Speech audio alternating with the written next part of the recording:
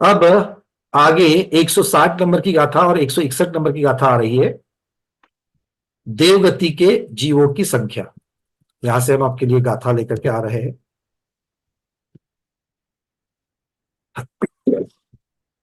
तिन्नी सयजोयनानं वेसद छप्पन अंगुलाणं च कदहिद पदरं वेंतर जोईसियानं च परिमाणं घन अंगुल परम पदम तदीय पदम सेदि संगुणम कमसो भवने सोहम मधुगे देवाणम होदि परिमाणम।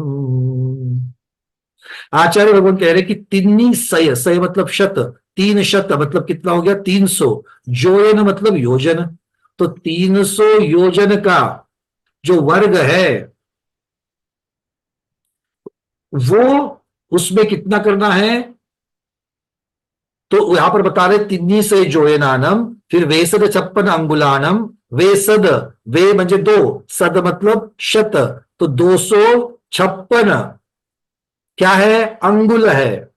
तो दो दो संख्या में दे रहे हैं, 300 योजन और 256 अंगुल, ये दो संख्या दे रहे हैं। इनका क्या है, कदी हिद पदरम, कदी वर्ग, हिद पदरम मतलब क्या करना है, भाग देना है किसका, पदरम का मतलब जगत प्रतर का देना है। इनसे जो लब्ध प्राप्त होगा वो क्रम से व्यंतर और ज्योतिष्क देवों का है। वेंतर जोईसियानम च परिमाणम। गाथा शब्द कैसे बता रहे देखिए, तिन्नी से ये जोयनानम मतलब 300 योजन, इसके वर्ग को जगत प्रतर से भाग देवे तो जो उत्तर आएगा वो व्यंतर देवों का प्रमाण है, और 256 अंगुल के वर्ग का जगत प्रतर में भाग देने से जो लब्ध आएगा वो उतना ज्योतिष के देवों का प्रमाण है। तो नीचे उसको क्या किया है देखो, सूत्र में डाल दिया। व्यंतर देवों की संख्या कितनी है, जगत प्रतर को 300 योजन वर्ग से भाजित करना। अब ये क्या है, जगत प्रतर का अर्थ क्या होगा, कौन बताएगा, जल्दी जल्दी बताना है, जगत प्रतर का अर्थ क्या करना है यहां पर, जगत प्रतर किसे कहेंगे।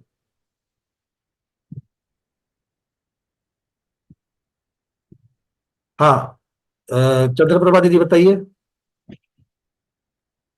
वो आड़े में और खड़े में जगत प्रतर का हाँ, आड़े में और खड़े क्या में कर, प्रतर आ जाएगा, बिल्कुल ठीक, ये यहां तक तो पहुंच गए, किंतु आड़े में किसको रखना और खड़े में किसको रखना। वो जगत श्रेणी।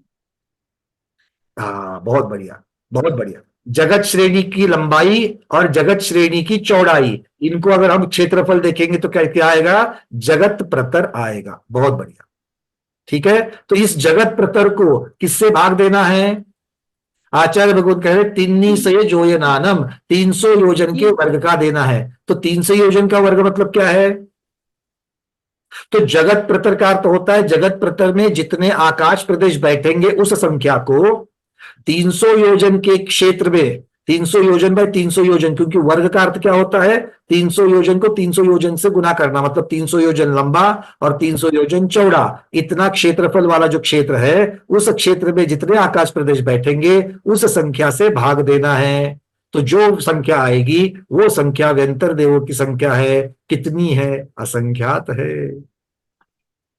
फिर ज्योतिषवासियों की संख्या कैसे निकालेंगे, तो बोलते हैं जगत प्रतर को घनांगुल के वर्ग को,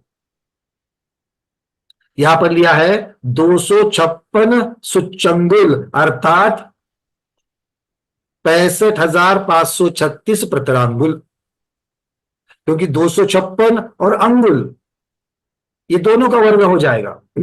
तो 256 का वर्ग कितना होगा, 65,536, और अंगुल, अंगुल सुच्चंगुल का अर्थ क्या होता है, जो सिर्फ लंबाई में है, और उसको प्रतर में डालेंगे, उसको उसी से गुणाकार करेंगे, वर्ग करेंगे तो उसका प्रतरांगुल हो जाएगा। तो जगत प्रतर में जितने आकाश प्रदेश होते हैं उस संख्या को 65,536 प्रतरांगुल क्षेत्रफल में जितने आकाश प्रदेश बैठेंगे उस संख्या से भाग देने के बाद जो संख्या आती है उतनी संख्या ज्योतिषवासी देवों की है। ये कितनी है, असंख्यात है।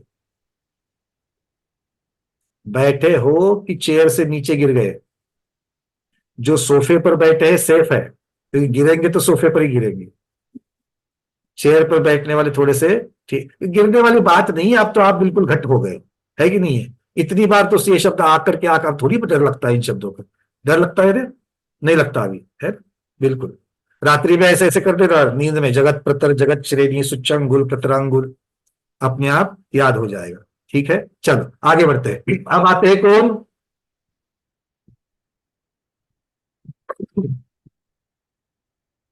अब आएंगे भवनवासी।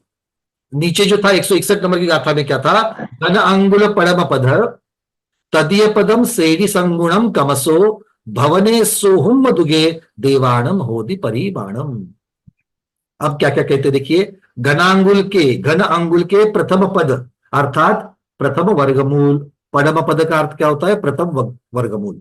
तो घनांगुल के प्रथम वर्गमूल को सेवी मतलब जगत श्रेणी से गुना करने से जो लब्ध प्राप्त होगा वो लब्ध भवनवासी देवों का संख्या है। मतलब जगत श्रेणी को, जगत श्रेणी मतलब कितनी? 7 राजू लंबी पंक्ति, इसमें जितने आकाश प्रदेश आएंगे उतने, उसमें घनांगुल के वर्गमूल की जो संख्या है उससे गुणा करने के बाद जो संख्या आएगी उतने भवनवासी देव है। कितने हैं? असंख्यात है। किंतु तीनों भी असंख्यात है, किंतु अलग अलग असंख्यात है। कौन सा असंख्यात ज्यादा, कौन सा असंख्यात कम, आगे आचार्य भगवान स्वयं बताएंगे अल्प बहुत्व में। ठीक है, अब आगे। अब कहते हैं सोहम दुगे सौधर्म युगल। सोहम दुगे शब्द का अर्थ क्या हो गया? सौधर्म युगल। सौधर्म युगल मतलब कौन सा? सौधर्म और ईशान स्वर्ग। इसमें इनके देव का परिणाम कौन सा है? तो अभी सिर्फ कल्पवासियों में 2 ही देवों की चर्चा चल रही है, सौधर्म और ईशान स्वर्ग के देवों की। मतलब 31 पटलों में जितने भी विमान हैं उन विमान वालों के अंदर कितने देव रहते हैं इसकी संख्या चल रही है। कितने हैं? आचार्य भगवान कहते हैं जगत श्रेणी को घनांगुल के तीसरे वर्गमूल से तदीय पदम, घनांगुल के तीसरे वर्गमूल से अगर हम गुणा करेंगे तो सौधर्म और ईशान स्वर्ग के देवों की संख्या आ जाएगी। कितनी है? असंख्यात है। माने पंकज जी, हमारा जी 16 स्वर्गों में ज्यादा करके सौधर्म ईशान में ही संख्या ज्यादा है, बिल्कुल कल्पवासियों की अपेक्षा अथवा ऊपर वालों की अपेक्षा। क्योंकि भूमि के जितने भी जीव है वो सारे पहले अथवा दूसरे स्वर्ग में जन्म पहले लेंगे। 2 स्वर्गों में ही जाएंगे। सम्यक दृष्टि है वो। अगर मिथ्या दृष्टि होंगे तो भद्र मिथ्या दृष्टि भी पहले दूसरे स्वर्ग में जा सकते हैं अथवा भवनत्रिक में भी जा सकते हैं, जा सकते हैं। लेकिन सम्यक दृष्टि तो नियम रूप से वहां जाएंगे, इसलिए उनकी संख्या ज्यादा है। बिल्कुल और इधर भवनत्रिक में ज्योतिषी देवों की संख्या सबसे ज्यादा है। बिल्कुल। अब ये 2 स्वर्ग के बाद अब चलते ऊपर ऊपर के स्वर्गों में। ऊपर ऊपर के स्वर्गों में संख्या कम कम होती जाएगी। तो इनके उनके बारे में गाथा कौन सी आ रही है? गाथा क्रमांक 162 और गाथा क्रमांक 163। कैसे कहते देखो आचार्य भगवान, शब्दों को देखिए, अर्थ करेंगे और सीधे नीचे सूत्र में तो सारे बातें लिखी है, क्योंकि सारे असंख्यात असंख्यात असंख्यात ही रहने वाले। देखो विमानों की संख्या कितनी है? सारे के सारे 63 पटलों में ऊर्ध्वलोक के विमानों की संख्या कितनी है? 84,97,023 संख्यात है। और इनमें देव कितने हैं? असंख्यात रहते हैं। तो संख्यात विमानों में असंख्यात देव रहते हैं। तो प्रति विमान कितने देव आएंगे? एक एक विमान में कितने देव रहेंगे? असंख्यात असंख्यात देव रहेंगे, है ना? हाँ, ध्यान से सुनना। जिनको एक घर में ज्यादा लोग रहते हैं, आजकल के बहुत सारी बेटियों की ये प्रॉब्लम है। बेटियों की ये प्रॉब्लम होती क्या है? हमें ऐसे घर में मत ब्याहना जहां पर ज्यादा लोग हैं, बड़ा परिवार है। और यहां से अभी कौन से परिवार में जाना है? एक विमान में असंख्यात है। ठीक है ना, हाँ, आदत कर लो लोगों में रहने की अलग अलग, ठीक है ना, बस थोड़ा सा समय बाकी है, वही वही पर जाना है सब लोगों को। चलिए, तत्तो एगार नवसग पन चौर्णीय मूल भाजिदा सेड़ी पल्ला संख्ये जदिमा पत्तेयम आनदादिसुरा। आनदादिसुरा, आनद आदि तक, क्या कह रहे हैं देखो,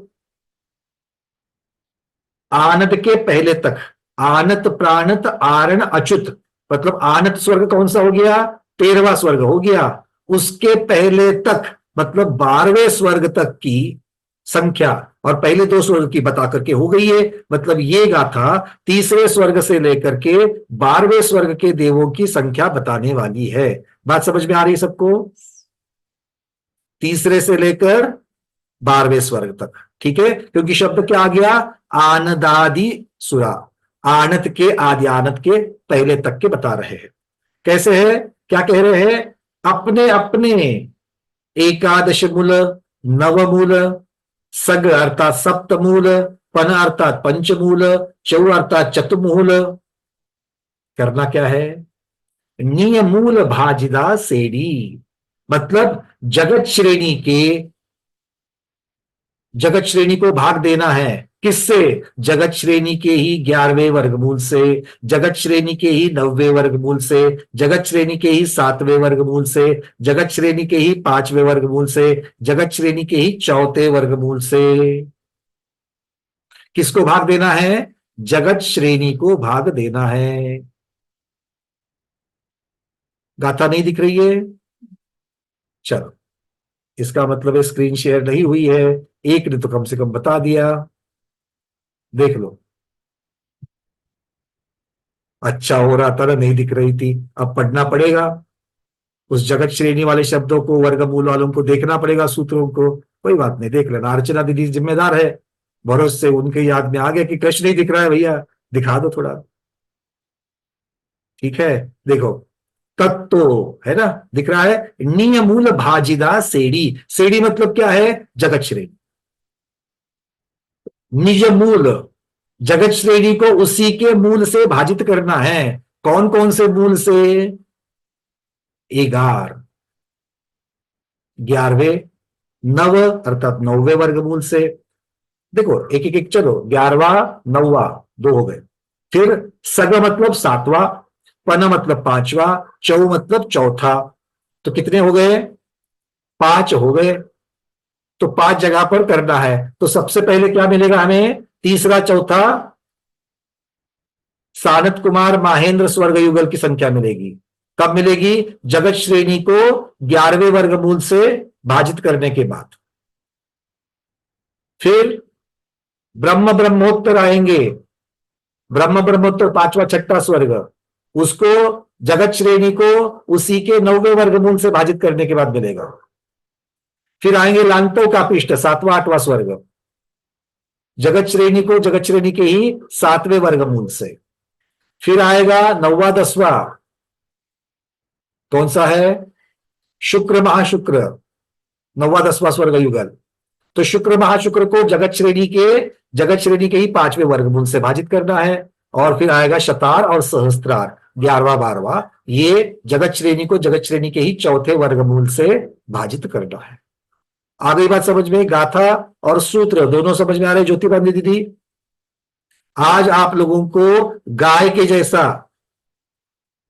भोजन करना है, ये ज्ञान का भोजन कैसे करना है, गाय के जैसा, गाय कैसे खाती मालूम है ना, जैसी घास मिली, और ये तो ऐसी हरी हरी घास है, उस हरी हरी घास को पहले अंदर ले लो, जितना ले लो चूस लो, और फिर एक जगह आराम से बैठ के उसमें से थोड़ा सा चारा अपने मुंह में लाके फिर उसको रवंत करती है, धीरे धीरे धीरे चबा करके फिर अंदर डाल देती है। तो अभी आपको क्या करना है, सारे गाथा के अर्थ और जो स्क्रीन के ऊपर दिख रहा है उसको लेना है, बाद में वीडियो के थोड़े थोड़े 5-5 10-10 मिनट की चीजों को निकाल करके फिर सुनना है, अच्छी तरीके से सुनना के धारणा में रखना है। आ गई बात समझ में, चलो अब आगे लिखते हैं, प्रश्नों को लूंगा इसके बाद में। अब क्या कह रहे हैं, अब ये क्या कहा आगे, अब ये आनतादि सुरा की आगे क्या कह रहे हो, आनतादिक से लेकर के क्या हो जाएगा, आगे देवों का प्रमाण कैसे हो जाएगा, पल्ला संखेज दिमा, आनत आदि से लेकर के जो देव है, मतलब आनत से आदि करके कर लेना, आनत प्राणत आरण अच्युत,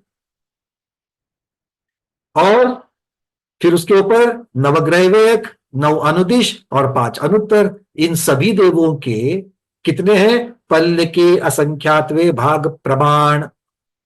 अब तक देखो सारा का सारा जगत श्रेणी घनांगुल प्रतरांगुल क्षेत्र की अपेक्षा से असंख्यात आ रहे थे, और अब देवों की अपेक्षा जब आ रहा है यहां पर ऊपर ऊपर जब जा रहे हैं, तो 13वें स्वर्ग से ऊपर पल्ल के असंख्यातवे भाग प्रमाण कह रहे हैं। मतलब पल्ल के कितने समय होंगे, उस पल्ल के समय कर लेना, उन समयों की अपेक्षा से जितने समय होते उतने देव वहां वहां वहां है, पल्ल के असंख्यातवे भाग प्रमाण। ठीक है, चलिए अब आगे कहते हैं महत्वपूर्ण गाथा जो हमने आपको पहले कही थी, तिगुना सत्त गुणा वा सवट्ठा मानुषी पमानादो सामन्न देव राशि जोईसिया दो विशेष सहिया। क्या कह रहे हैं, सवट्ठा सर्वार्थ सिद्धि के देव, सवट्ठा, क्योंकि कहां तक बताया था, अनुत्तर तक बताया, 4 अनुत्तर तक बताया था। अब पंचम अनुत्तर स्पेशल है, उसकी हमेशा सब स्पेशल बातें चलती है। तो सर्वार्थ सिद्धि का जो अनुत्तर है उसमें सवट्ठा, उसमें कितना है, तिगुना और सप्तगुना वा, अर्थात 3 गुना या 7 गुना, किसकी अपेक्षा से, मानुषी पमाना दो, मानुष्यों के प्रमाण से तिगुना या 7 गुना प्रमाण सर्वार्थ सिद्धि के देवों का है। यही आपको थोड़ी देर पहले बताया था ना हमने, क्लियर है ना। पंकज जी, हाँ चर्ष,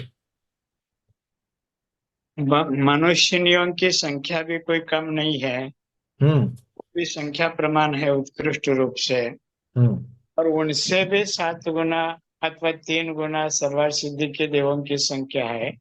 तो 6 महीने 8 समय में 608 जीव मोक्ष में जाएंगे, तो इन सर्वार्थ सिद्धि के देवों का नंबर कब आएगा, क्योंकि मानुष्यों का जो प्रमाण है गुरुदेव, मानुष्यों का प्रमाण में अगर हम देखेंगे तो 29 अंग पर्याप्त मनुष्यों से भी 3/4 है, जी अगर है तो उन 3/4 से सर्वार्थ सिद्धि की देवा भी हमने जो निकाला था वो 100 अंक प्रमाण आ रहा है। 3 गुना अथवा 7 गुना अधिक सर्वार्थ सिद्धि हमने 5 गुना एवरेज लिया, 5 गुना हमने एवरेज लिया। अब ये तिगुना या सप्तगुना वाह शब्द जो है, तो गाथा में भी उन्होंने इस प्रकार से वाह शब्द रखा है और टीका में भी वही रखा है कि भाई 3 गुना अथवा 7 गुना। इसका मतलब जगत में उत्कृष्ट कम ज्यादा होते रहेंगे तो इस रेंज में मान देंगे, तो हम लोग एवरेज हम लोग 5 गुना करेंगे। तो 5 गुना की अपेक्षा से अगर हम देखेंगे तो साधारणतः 100 अंक प्रमाण आ जाती है। 33 सागर के देव की जो आयु वाले हैं वो 100 अंक प्रमाण आ जाते हैं सर्वार्थ सिद्धि के देवों की संख्या। ये 3 अथवा 7 इसलिए लिया गया शायद, जैसे वर्ष पृथक्त्व वगैरह अपन कहते हैं ना, अथवा मुहूर्त पृथक्त्व कहते हैं, रेंज, इस प्रकार यह हो सकता है। हाँ बिल्कुल। तो इस प्रकार से ये मानुष्यों के 3 गुना अथवा 7 गुना, ऐसा ये सर्वार्थ सिद्धि के देवों की संख्या यहां पर बताई गई है। आगे कहते हैं सामान्य देव राशि, सामान्यता से अभेद रूप से जो देव की राशि है वो कितनी है, जोईसिया दो विशेष हिया, ज्योतिषवासी देवों से कुछ अधिक, असंख्यात ही कहलाती है किंतु ज्योतिषवासी देवों से कुछ अधिक। इसका अर्थ क्या हो गया कि चारों निकाय के देवों में ज्योतिषवासियों का प्रमाण बहुभाग है, सबसे ज्यादा है, और एक भाग में कम भाग जो बचा हुआ है उसमें तीनों निकाय के देव आ जाएंगे। ये इसका अर्थ है। बात समझ आ रही सबको। चलिए, तो अब यहां से आगे हम अल्प बहुत्व की अपेक्षा देवगति का जो अल्प बहुत्व है वो गोमटसार जीवकान की अपेक्षा से देखेंगे। और जैसे आचार्य श्री ने कल हमको याद भी दिलाया था कि भाई सर्वार्थ सिद्धि के अनुयोग द्वार में गति मार्गणा की अपेक्षा से देख ले रहे, तो हमने वहां जाकर के अल्प बहुत्व अनुयोग द्वार में से गति मार्गणा, क्योंकि वहां पर गुणस्थान की अपेक्षा से वर्णन है, तो गुणस्थान की अपेक्षा से वो भी अल्प बहुत्व का वर्णन हम कर लेंगे। ठीक है, चलिए। पंकज जी, हाँ जर्शी, ये जो भवनवासी व्यंतर और ज्योतिषी देव है ना, हाँ, इसमें संख्या प्ररूपणा की अपेक्षा ज्योतिषी देवों की संख्या तो बहुत ज्यादा है, लेकिन क्वालिटी की अपेक्षा देखा जाए भवनत्रिक में तो गुड बेस्ट बेटर ये क्रम अपन कैसे बिठा दें? भवनत्रिक में आयु की अपेक्षा देखेंगे तो ज्योतिषवासियों की सबसे आयु ज्यादा है।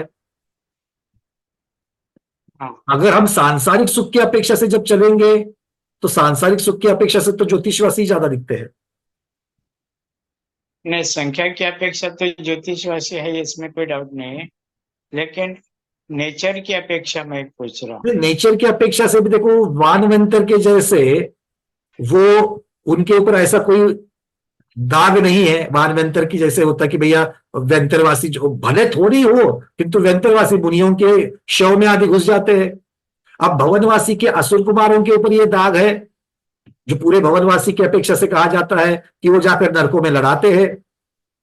ऐसा ज्योतिषवासियों के ऊपर कुछ नहीं है। और आयु की अपेक्षा से जब देखेंगे तो ज्योतिषवासियों की आयु ज्यादा है, और देवगति में आयु ज्यादा किसको मिलती है, तो पूर्व भव में जिन्होंने आयु बांधते वक्त विशुद्धि जिनकी ज्यादा थी उसको आयु ज्यादा मिलेगी।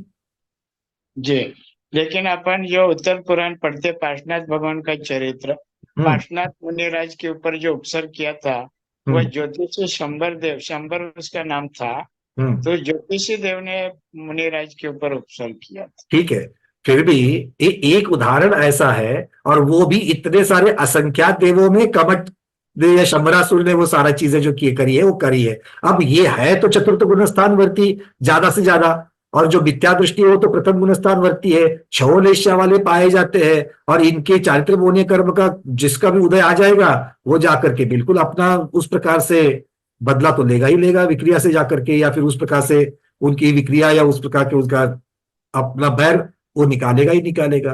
तो भवनत्रिक की अपेक्षा हो या फिर कल्पवासी की अपेक्षा से हो, ये जरूरी नहीं है कि कल्पवासी में भी जो सारों के सारे हैं, मैं मिथ्या दृष्टियों की बात नहीं कर रहा, मैं सम्यक दृष्टियों की भी बात कर रहा हूं, वो किसी से झगड़ते नहीं, ऐसा थोड़ी है। ईर्ष्या तो होती ही होती है। ऊपर वाले जो अब महारिद्धि वाले जो देव होते हैं उनको देख करके तो ये ईर्ष्या करते ही करते हैं, और इतनी जबरदस्त ईर्ष्या करते हैं कि जाकर के मरते वक्त इस प्रकार की ईर्ष्या और हाय करके मर के कहां पर चले जाते हैं कि बिल्कुल एक केंद्रीय पर्याय में भी तो लेते हैं। मतलब किस प्रकार की ईर्ष्या उनकी होती होगी। तो ऐसा कोई हम सामान्य कथन अगर करें कि भाई ये तीन भवनत्रिक के देव है, इनमें से कौन अच्छे और कौन बुरे, तो मेरे ख्याल से अच्छे बुरे का तो इस प्रकार से तो सभी निकायों में तो पाए जाएंगे, किंतु सांसारिक सुख की अपेक्षा से देखे जाए, आयु आदि की अपेक्षा से देखा जाए, तो उनमें से ज्योतिषवासी जो है वो थोड़ा सा हमें ऊपर में दिखते हैं, ऐसा सिर्फ मुझे कहना है। जी ठीक। चल, देवगति के अल्प बहुत में देखिए सबसे कम सर्वार्थ सिद्धि के देव है, और याद रखने के लिए कैसे रखना है, ऊपर से आना है ऊर्ध्वलोक में से, तो सबसे कम सर्वार्थ सिद्धि के देव। इससे चार अनुत्तरों के देव, पल्ले के असंख्यात विभाग प्रमाण, अनुत्तर मतलब विजय वैजयंत जयंत अपराजित के। फिर उससे ज्यादा कौन है, 9 अनुदिश के है, अर्ची अर्ची मालिनी आदित्य स्फटिका, उस जो सारे नाम आते हैं वो वाले। तो ये 9 अनुदिश के देव अनुत्तर वालों से भी ज्यादा है। उनसे ज्यादा कौन है, देखो आपको एक याद रखना है कि 4 अनुत्तर, अनुदिश, ग्रैवेयक और आनत प्राणत आनंद अच्युत, इन 4 स्वर्ग युगल, 4 स्वर्गों के सभी के पल्ले के असंख्यात विभाग प्रमाण बताए थे, किंतु उस पल्ले के असंख्यात विभाग प्रमाण में भी अल्प बहुत्व देखना, अनुत्तर के देव पल्ले के असंख्यात प्रमाण होकर के भी कम है किनसे, अनुदिश के पल्ले के असंख्यात विभाग प्रमाण, क्योंकि पल्ले के असंख्यात विभाग प्रमाण एक रेंज है, ये एक फिक्स संख्या नहीं है। तो तुलनात्मक रीत्या जब देखा जाएगा तो अनुत्तर के देव कम है, उनसे अनुदिश के ज्यादा है, उनसे ग्रैवेयक के ज्यादा है, उनसे आरण अच्युत के ज्यादा है।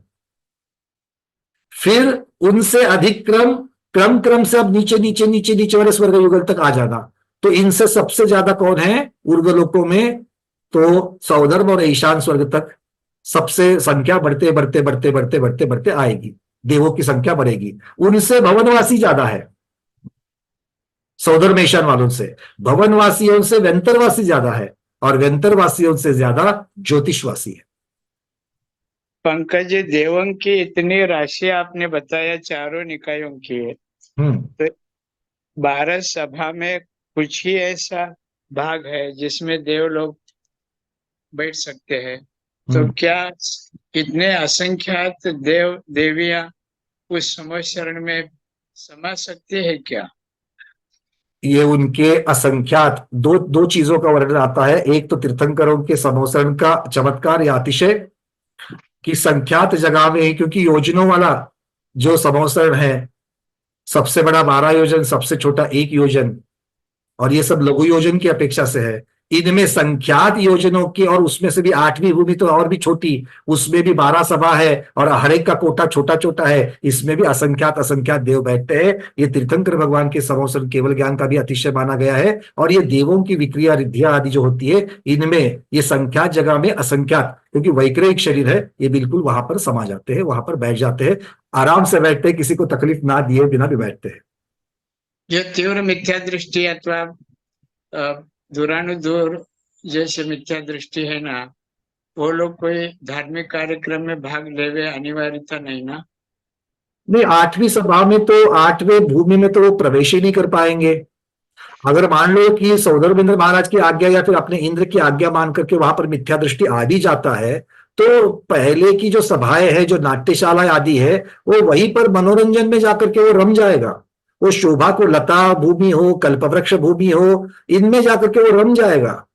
और मान लो उसमें से किसी के ऊपर अगर मान लो भगवान की दिव्य ध्वनि खिलती है, भगवान की दिव्य ध्वनि का प्रथा प्रभाव की अपेक्षा से अगर वो सम्यक दर्शन प्राप्त करता है, तो आगे बढ़ करके भी वो फिर जाकर 8वीं भूमि में बिल्कुल वो प्रवेश करके वहां पर भगवान की दिव्य ध्वनि का पान कर सकता है। क्योंकि 7वीं भूमि के जो स्तूप है, उन स्तूपों के आगे तो सिर्फ सम्यक दृष्टि ही जा सकते हैं, और कोई नहीं जा सकता 8वीं भूमि में। जी। चलिए, अब एक सर्वार्थ सिद्धि की अपेक्षा से, तत्वार्थ सूत्र के सर्वार्थ सिद्धि की अपेक्षा से जो अल्प बहुत्व है, उस अल्प बहुत्व को गुणस्थान की अपेक्षा से हम मार्गणा, गति मार्गणा, जो हमने नरक गति, तिर्यंज गति, मनुष्य गति और देव गति, इनकी अपेक्षा से गुणस्थान की अपेक्षा अल्प बहुत्व जानना मतलब क्या है। तो सबसे पहले नरक गति है, तो नरक गति में पहले गुणस्थान वाले जीव कितने हैं, दूसरे गुणस्थान वाले जीव कितने हैं, तीसरे गुणस्थान वाले कितने हैं, और चौथे गुणस्थान वाले कितने, क्योंकि नरक में 4 ही गुणस्थान होते हैं। तो गुणस्थान की अपेक्षा अल्प बहुत्व क्या है। आचार्य भगवान कहते हैं सभी पृथ्वियों में सासादन सम्यक दृष्टि सबसे थोड़े है, सबसे कम है।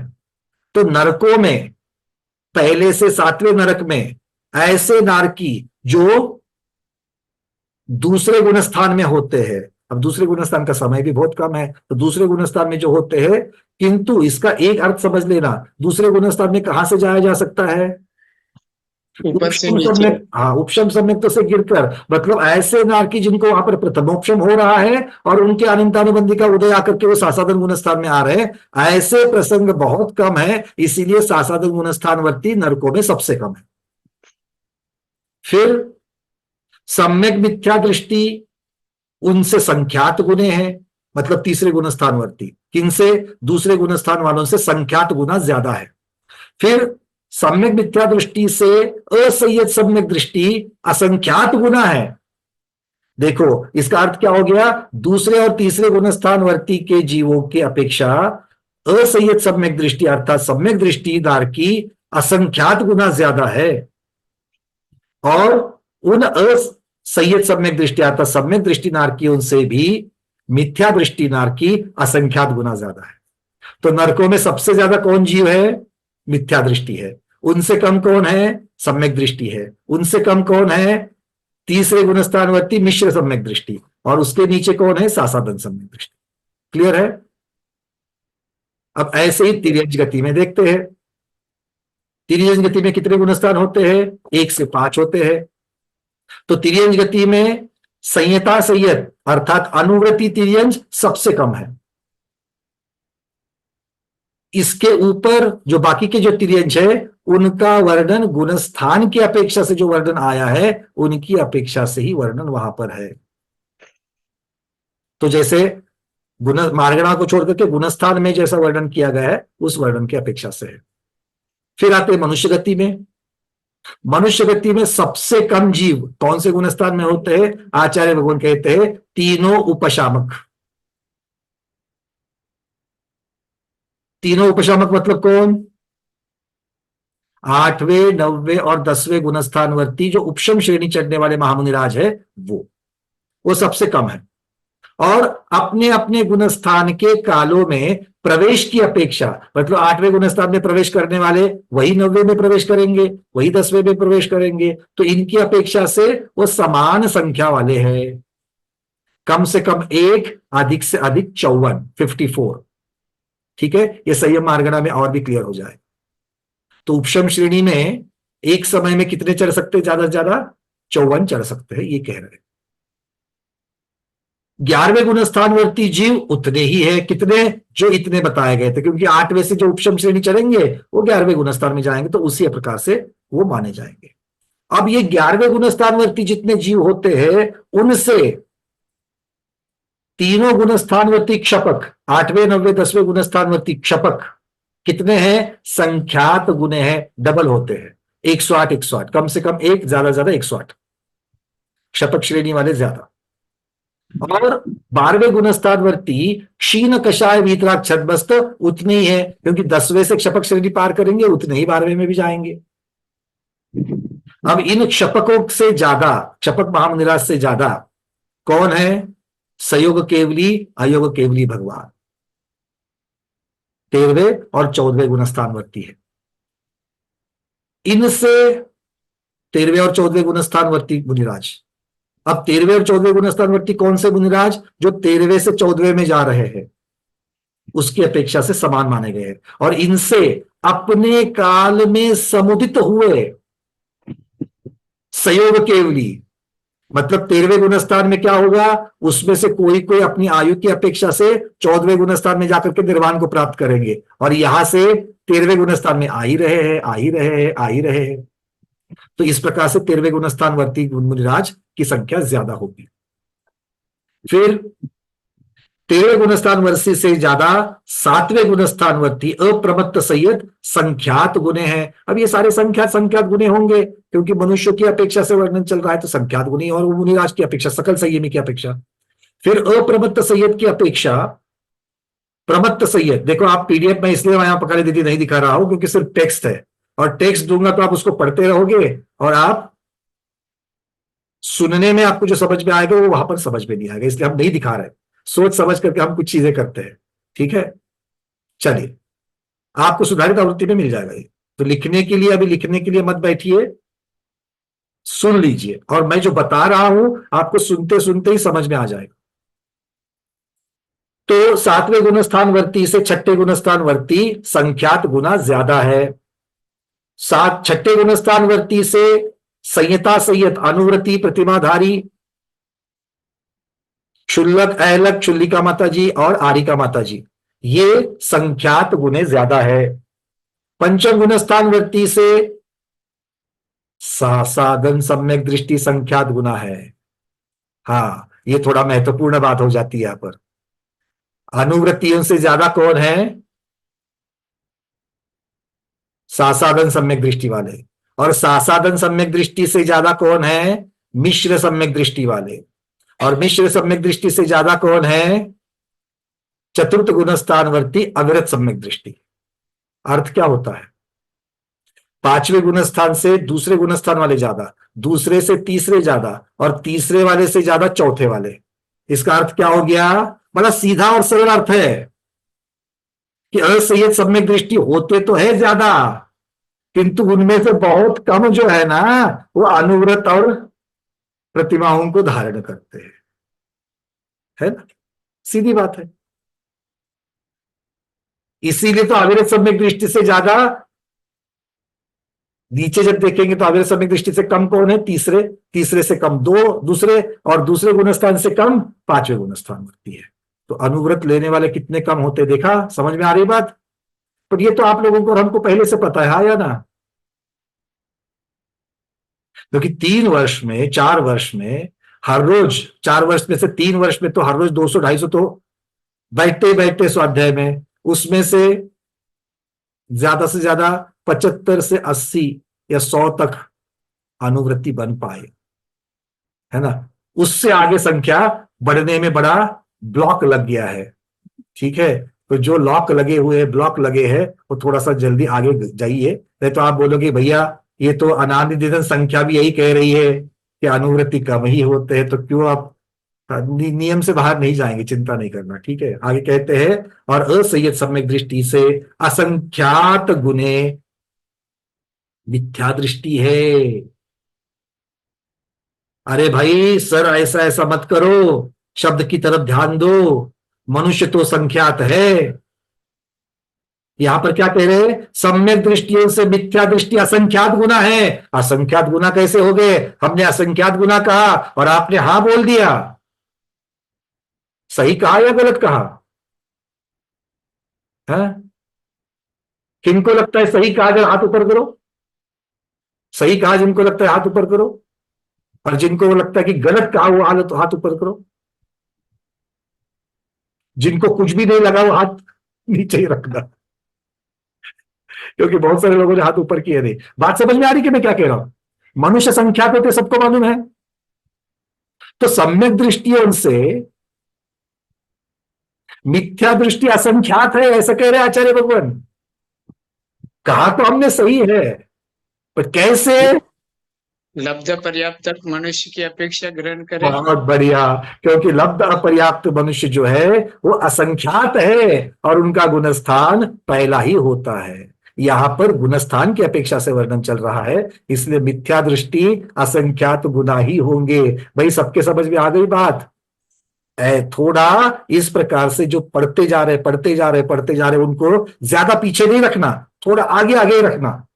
मतलब क्या होता है, आप कपड़े में अलमारी के कपड़े में कैसे रखते हो, जो हर रोजमर्रा के लगने वाले बिल्कुल हाथ आग बंद करके डालेंगे तो भी आते कि नहीं आते हाथ में, और कभी कभी शादी ब्याह में पहनने के वो पीछे चले जाते हैं, है ना। तो वैसे अभी ये क्या है, रोजमर्रा में पूरा घुमट साथ पूरा होने तक एक लगने वाले हैं, तो थोड़ा सा आगे ही रखना इसको। चलिए बहुत बढ़िया। और देवगति में देवों का अल्प बहुत्व नारकियों के समान ही है, अर्थात देवों में सासाधन सम्यक दृष्टि जो है वो सबसे कम है, दूसरे गुणस्थानवर्ती सबसे कम है। उनसे सम्यक मिथ्या दृष्टि मिश्र सम्यक दृष्टि जो है वो उनसे संख्यात गुना है। मिश्र सम्यक दृष्टि से असंयत सम्यक दृष्टि असंख्यात गुना है, और उनसे मिथ्या दृष्टि देव भी असंख्यात गुना है। अर्थात देवों में सबसे ज्यादा मिथ्या दृष्टि देव है और कम सम्यक दृष्टि देव है। कितने कम, असंख्यात गुना कम है। तो अब आप लगा देना, देवगति में ज्यादा कौन जाते हैं, मिथ्या दृष्टि जाते हैं कि सम्यक दृष्टि जाते हैं। मिथ्या दृष्टि जाते हैं ना, फिर हम सम्यक को पकड़ के क्या करना है, ज्यादा तो मिथ्या दृष्टि जाते हैं। पंकज भाई साहब, आचार्य श्री बोलिए।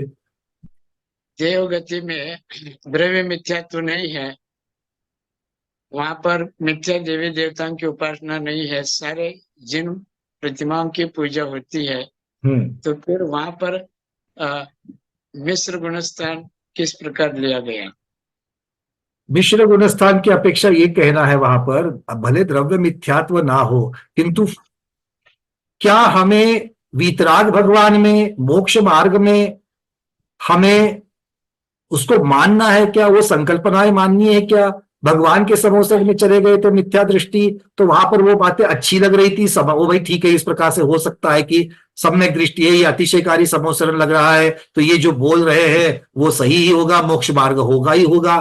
किंतु जब फूलों में जाकर के बढ़िया से बढ़िया सुखों का जब क्रीड़ा करते हुए जब सुखों का पान कर रहे हैं, अरे संसार में ऐश करो, संसार में मजा करो, इस प्रकार की वृत्ति, वही मिथ्या दृष्टि हो जाएगी। संसार मार्ग जिसको अच्छा लग रहा है, संसार मार्ग में ही जो अपनी इति मान रहा है, वो मिथ्या दृष्टि ही है।